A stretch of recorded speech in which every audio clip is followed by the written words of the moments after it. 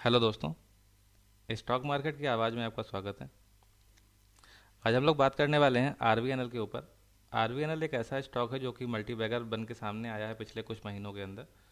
तो इसी की बात कर लेते हैं। अभी काफ़ी न्यूज़ेस वगैरह हैं, काफ़ी प्रोजेक्ट आरवीएनएल ने यहाँ पर ले लिया है। उन सभी प्रोजेक्ट की बात करेंगे और वो प्रोजेक्ट कितना लंबा चलने वाले हैं, क्या क्या उन चीज़ों में है, और उन प्रोजेक्ट से कितना पैसा रेलवे को मिलने वाला है, या ये कहें कि रेलवे के उन प्रोजेक्ट से कितना पैसा आरवीएनएल को मिलने वाला है। तो देख लेते हैं। सबसे पहले शुरू करते हैं इसके चार्ट से। अगर हम लोग चार्ट पे देखेंगे, 3.2% इसका जो मोमेंट हमें देखने को यहाँ पर मिल रहा है। और अगर चार्ट पे चल के देखें तो चार्ट पे हम लोग देख सकते हैं ये इसका एक रेजिस्टेंस लेवल था।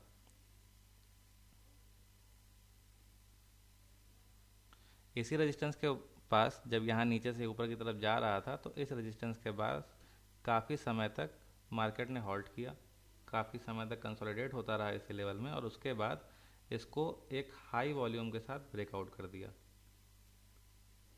और टेक्निकल में कभी भी हम लोग देख सकते हैं, या आप लोगों ने देखा होगा, जब भी हाई वॉल्यूम के साथ कोई ब्रेकआउट होता है तो वो अक्सर सस्टेन होता है। और यहाँ पर ब्रेकआउट हो जाने के बाद एक अच्छा मोमेंट ऊपर की तरफ देखने को मिला, और वॉल्यूम भी यहाँ से लगातार बढ़ता हुआ ही हमें नज़र आ रहा है। कल और आज की बात करें अगर, तो कल का अगर वॉल्यूम हम लोग देखेंगे तो कल भी हमें काफ़ी वॉल्यूम देखने को मिला, जो अब तक का इधर इस महीने का काफ़ी ज़्यादा बड़ा वॉल्यूम था। और आज वहीं वॉल्यूम देखें तो वॉल्यूम काफ़ी कम था। इसके पहले, कल के पहले का अगर वॉल्यूम देखेंगे तो कम था, और उसके पहले का वॉल्यूम ज़्यादा था। तो इससे हम ये कह सकते हैं कि जब इस समय जब भी बाइंग साइड अपॉर्चुनिटी मिल रही है तो लोग भर भर के उसमें पैसा लगा रहे हैं, तो वॉल्यूम यहाँ पर ज़्यादा बड़ी आती है। लेकिन जब प्रॉफिट बुकिंग की बात आती है, मार्केट में अपने स्टॉक को सेल करने की बात आती है, तो वहाँ पर वॉल्यूम कम हो जाता है। यानी कि बेचने के लिए अभी लोग जो हैं वो बहुत कम तैयार हैं। अभी इसमें से लोग निकलना नहीं चाहते हैं। तो यहाँ से हम ये अनुमान लगा सकते हैं कि अभी आरबीएनएल को और ऊपर जाना है, और हो सकता है कि अगला टारगेट 1000 का हो। तो ये तो बात हो गई टेक्निकल की। अगला टारगेट 1000 भी हो सकता है, इससे भी बड़ा हो सकता है। ये तो आगे आने वाले के कामों पर डिपेंड करता है। तो इसके अलावा अगर न्यूज़ की बात करें, तो न्यूज़ में अगर हम लोग बात करेंगे तो लगभग जो इंडियन रेलवे है उसके कई नए प्रोजेक्ट सामने निकल के आए हैं, और आरवीएनएल ने उन प्रोजेक्ट को लिया है। लगभग आरवीएनएल को जो प्रोजेक्ट्स मिले हैं वो लगभग, अगर बात कर लें तो 1050 करोड़ के आसपास के नए प्रोजेक्ट देखने को मिले हैं। और 1050 करोड़ के लगभग 6 प्रोजेक्ट को आरवीएनएल ने एक्सेप्ट किया है। अगर न्यूज़ पे चल करके देखते हैं तो न्यूज़ को अगर ओपन करें तो न्यूज़ में हम लोग देख सकते हैं यहाँ पर आज के आज ही क्या हुआ है। यहाँ पर स्टॉक एक्सचेंज को इन्होंने अपने 2 ऑर्डर के बारे में जानकारी दी है आज। और वो ऑर्डर क्या है, इन्होंने बताया है कि इन्होंने एक तत्वीर Middle East and Africa LLP करके कंपनी है, उसके साथ इन्होंने एमओयू साइन किया है। एमओयू जिन लोगों को नहीं पता है उन्हें बता दें, इसका फुल फॉर्म होता है मेमोरेंडम ऑफ अंडरस्टैंडिंग।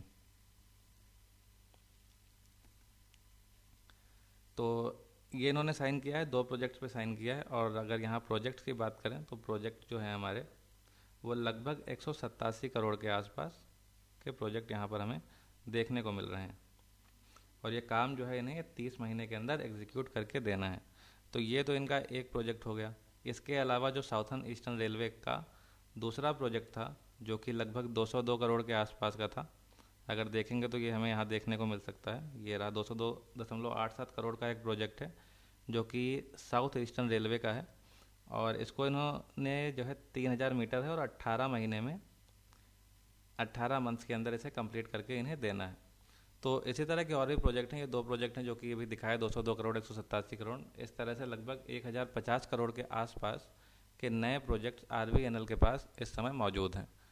तो इन प्रोजेक्ट को पूरा करने में नया रेवेन्यू जनरेट होगा, नया पैसा आएगा, प्रॉफिट में आरबीएनएल जाएगा, जाहिर सी बात है। तो यहाँ से ये उम्मीद लगाई जा सकती है कि आरबीएनएल में अभी बड़ी तेज़ी देखने को मिल सकती है हमें।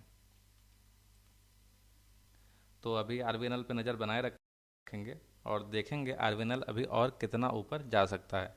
इसी के साथ अगर बात करें एक दूसरी कंपनी के बारे में, दूसरी कंपनी जो कि है आईआरएफसी। आईआरएफसी के बारे में आप लोग जानते ही होंगे, एक फाइनेंस कंपनी है। तो रेलवे का जो भी काम है उसका अब काम कोई भी कंपनी ले ले, जैसा कि अभी आरवीएनएल ने ले लिया है, तो इसे भी क्या होगा, फाइनेंस की ज़रूरत तो पड़ेगी। और अगर फाइनेंस की ज़रूरत पड़ेगी तो इन्हें कहाँ जाना पड़ेगा? वैसे तो किसी भी बैंक वगैरह में कहीं जा सकते हैं, लेकिन अगर अपने पास ही रेलवे के पास ही इनका खुद का एक फाइनेंस का डिपार्टमेंट मौजूद है, तो ये लोग क्या करेंगे, लोन तो यहीं से लेंगे। लोन अगर लेंगे तो इसके पास भी नए फ़ायदे जनरेट होंगे, और इसके पास भी अगर नया फ़ायदा होगा तो शेयर होल्डर्स का भी फ़ायदा होगा। तो अभी ये मान के चल सकते हैं कि आईआरएफसी का भी जो है यहाँ पे एक ऊपर की तरफ मोमेंट देखने को मिल सकता है। और टेक्निकली अगर बात कर लें आईआरएफसी की, तो अगर टेक्निकली बात करेंगे तो इसमें भी हम लोग यहाँ पर देख सकते हैं, ये एक हमारा रेजिस्टेंस का लेवल है।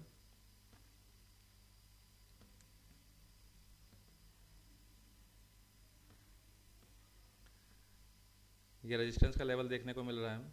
इससे पहले एक ये हमारा रेजिस्टेंस का लेवल था।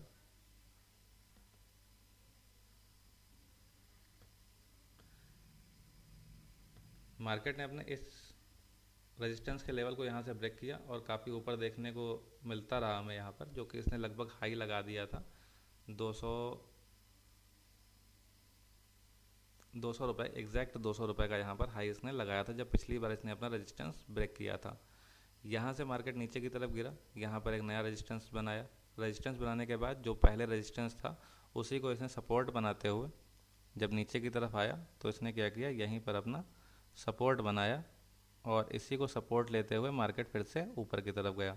ऊपर की तरफ जाने के बीच में इन दोनों के बीच में जो यहाँ पे ये रेजिस्टेंस था और ये पिछला रेजिस्टेंस जो अब सपोर्ट की तरह एक्ट कर रहा था, इसके बीच में काफ़ी टाइम तक इसने क्या किया, यहीं पर कंसोलिडेट किया। कंसोलिडेट होने के बाद इसने भी ऊपर एक हाई वॉल्यूम के साथ ब्रेकआउट दिया है, और जब भी हाई वॉल्यूम के साथ ब्रेकआउट होता है तो वो ब्रेकआउट सस्टेन होने के चांस ज़्यादा होते हैं। तो यहाँ पर भी हम ये उम्मीद लगा सकते हैं कि मार्केट में ये भी हमें सस्टेन होता हुआ नज़र आएगा। तो अगर ये ब्रेकआउट हमारा सस्टेन होता है और किसी ने ब्रेकआउट पढ़ लिया है या कभी नीचे भी ले लिया है, तो अभी हम लोग इसे और देख सकते हैं कि आईआरएफसी भी नए हाइस को छू सकता है।